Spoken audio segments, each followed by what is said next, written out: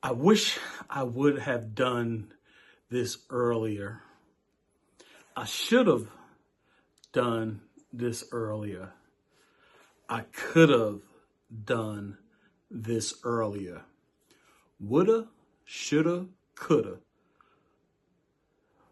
Good evening and welcome to day 30 of 100 days of bad videos. Now, I know what I just said, woulda, coulda, shoulda, is not grammatically correct, but we all use those terms and we all know what they mean. How often do we say those things about the things we know, or use those terms about the things we know we should have done, or we could have done, or we would have done? How many times in your life have you sat back and reflected like, I wish I would have started working out earlier to lose weight. I wish I would have studied a little bit harder for that test.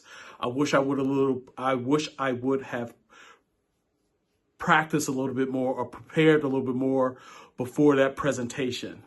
I could have done better. I should have done better.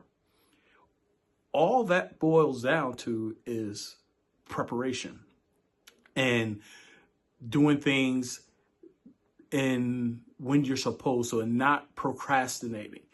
Now, when it comes to procrastination, I can talk for hours about procrastination because I'm a procrastinator. I freely admit it. I'm not proud of it, but truth, this is truth. I know it's something that I struggle with. And when I do a deeper dive and say, why do I struggle with procrastination? A lot. And one of the things that I've come up with, majority of the time, it comes from overconfidence. I know that I'm talented in certain areas. And when it comes to those areas, I will procrastinate until the last minute because I rely on my talent instead of relying on my skill. And thank God, majority of the time, talent brings me over. But then afterwards, I think I should have done better. I could have done better had I prepared. Next time, I'm going to do better. And what happens? I procrastinate to the last minute. And boom, I'm back on that vicious cycle of woulda, coulda, shoulda. How often do you do that? How often do you procrastinate? What is the fix for that? Well, there's many things out there about how to fix procrastination. Just get up and do it. Like I read one article or in a book, the author talks about the 5-second rule. As soon as you wake up in the morning, you count to 5, and by the time you get to 5, you have to get out of bed. I tried that. Didn't work. I get to 5, 6, 15, 20, 30. I'm still laying in bed because it's nice and warm. And then I realized that it's not just procrastination. I have to change my mindset. I have to switch gears. So how do we switch gears when we want to get away from woulda, coulda, shoulda? Well, you got to ask your question. It boils down to one question that you need to ask yourself. And that question is, how bad do I want it? Now, I know you've heard me ask you to ask yourself that a lot. If you really want something bad enough, you're not going to procrastinate on it.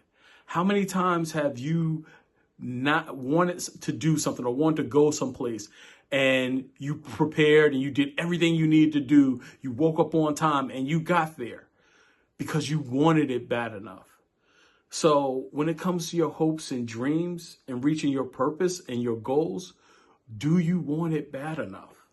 Because if you do want it bad enough, woulda, coulda, shoulda won't be a factor. Do you want it bad enough? I ask myself that all the time. And when those moments, when the habit of procrastination creeps in, I go back into my mind and say, Aaron, how bad do you want it?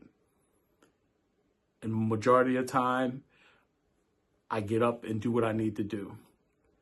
Just like this video. I really didn't feel like doing it tonight, but I wasn't going to allow woulda, coulda, shoulda to stop me because I want to become a better speaker. I want to become a better presenter. I want it bad enough to do it. That's it for tonight. Woulda, coulda, shoulda. Not tonight. I did it. So with that being said, life gives you two choices. You can either run with the big dogs or stay on the porch with the pups. My name is Aaron Allen, and I choose to run with the big dogs. See you out there running.